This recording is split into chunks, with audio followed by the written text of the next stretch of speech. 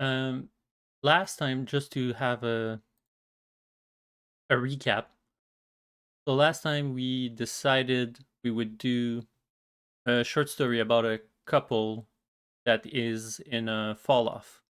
So one of them is getting tired or annoyed with the other one. We decided we wanted a bit of fiction in it. So we added that has an item, he finds an item. I think we had decided through uh, the deaths of someone. He gets this item where is he get this item that permits him to read thoughts, but this item would not distinguish thoughts between um, secrets, between fantasies, and all that. So there would be misinterpretation, conflict between the two on that front. Forgot to introduce the item that will read the thoughts. Okay, so let's rework this. You could maybe put it at the very beginning when he's sitting in the chair. Last time we were talking about it could be the item that reads thoughts, that it was going to be a supernatural type of thing. So, a special rock, right? So he's playing with this item as he waits maybe at the table at the very beginning. Plus it's setting up that he got it from his inheritance.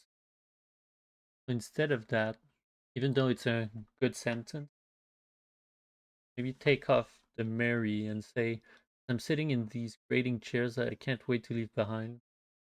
Okay, so as I'm sitting in these grating chairs that I can't wait to leave behind, I pass my finger on this dark polished rock that I'm holding. One of the many things my dad was collecting before he passed.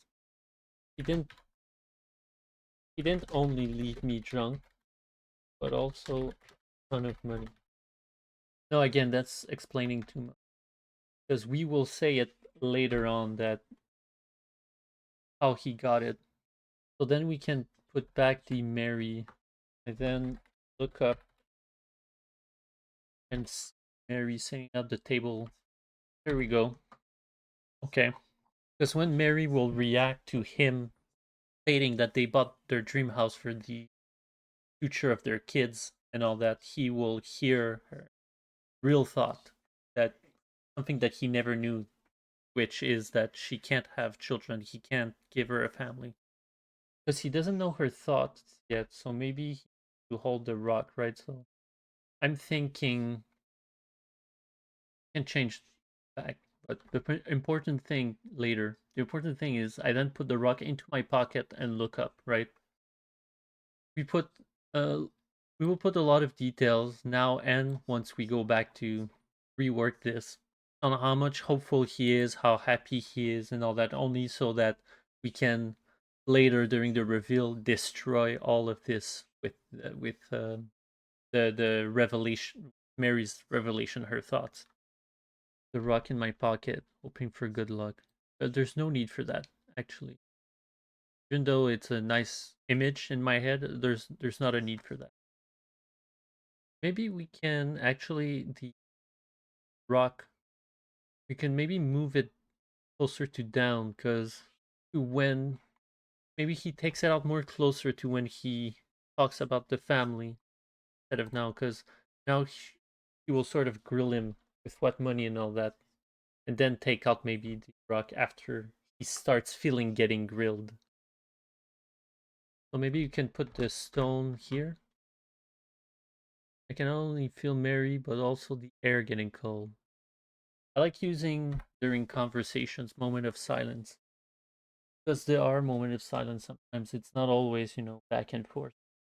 And there it's something that I don't think is utilized enough in certain stories, multiple stories. I think there's often the back and forth between characters to get to a point, and like it's often they're often doing something else or whatever, but it does happen where people talk. Sometimes there's a moment of silence that passes, right? Sort of moment of reflection, almost. Now, maybe to distinguish thoughts between the dialogue and between the writing, a normal writing and all that, we can have the thoughts written thoughts be written italic, right? Okay. So let's say we have like that first chapter. It's a skeleton. There's not much there of descriptions and stuff like that, but we get an idea of how we could start it, right? Everything could change. Also, doesn't have to be that. I'm sitting in these grating chairs that I can't wait to leave behind. I pass my finger on this dark polished rock that I'm holding. One of the many things my dad was collecting before he passed. I then put the rock into my pocket and look up. I see Mary setting up the table. As usual, she takes too much time to make everything perfect. Every time she goes to take something out of the cupboard and come back to the table, she rearranges the utensils. I give her an exasperated look. The knife won't run away. Just sit down already. Continues without even looking at me, as if I was the month-old ghost of my dad. Mary is quite cold today. I mean, it's usually cute seeing her pensive, but this seems different. She's probably just tired of all the overtime she's been doing at the grocery store. Oh, I can't wait to surprise her with her dream house. Come on, my love. Sit down already. The dinner will get cold. What would you know? I don't know what to say. Look at her from head to toe. Mary seems angry at me, and I'm not sure why. What is that supposed to mean? Mary scoffs. You even know what we're eating? I start giggling because I now see her point. She's so perceptive. It's true, I never asked you. What great meal have you made today? I don't like this dialogue. What great meal? Anyway, let's just highlight it for now and can correct it later or another time. Mary rolls her eyes at me with a smirk before turning around towards the stove. Or turning towards the stove around is redundant. Mary rolls her eyes at me with a smirk before turning towards the stove. Mary, while she finishes with the stove, tries to poke at my secret. You see, that's a repetition of before. This will have to be changed. You seem chipper. What's with you? I giggle again, and Mary throws me a look. She really doesn't like surprises. She's a bit paranoid like that, but I can't wait to tell her. Sit down and you'll know. Mary's mouth curves with uncertainty as her eyes analyze me from head to toe. I then see her turn the knobs off before serving pasta. She sits her magnificent figure on her terrible chair. She frowns at me, waiting for my response. I would love to keep the secret just to tease her, but I can't hold it any longer. I unlock my cell phone with the details of our future house on the screen and watch her.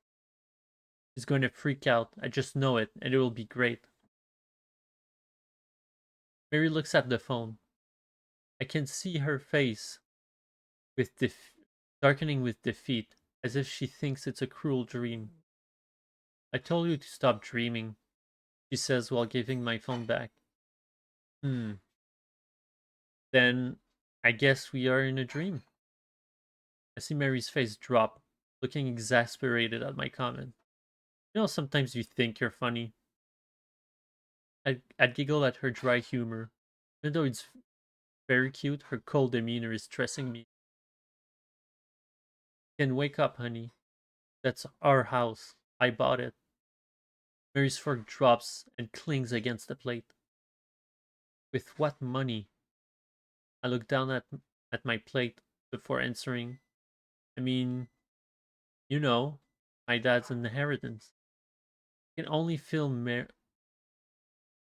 I can not only feel Mary, but also the air getting cold. So I take out the rug from my pocket and play with it, hoping for good luck. You know my dad didn't own junk. I know Vic. I wait for further explanation, but Mary is quiet. So I continue to explain the situation. Maybe she's not getting it. I take out my cell phone, showing her all the rooms. So I use the whole inheritance to buy this house. It's big enough to build a family like we always wanted. Oh my god. Mary then chokes on her words and exclaims herself. I take her hand into mine with the rock in between. So what are you thinking, Mar? Isn't this great? Can't have kids, you. I let go of Mary as I leaned back into my chair. The voice I heard sounded like Mary, but not quite. And it didn't come from her, because I was watching her and lots of hers here. Lots of repetition. But not quite, and didn't come from her because I was watching her. Her lips didn't move. Mary looks at me with wide eyes. She looks distraught. Sorry, I'm just in shock.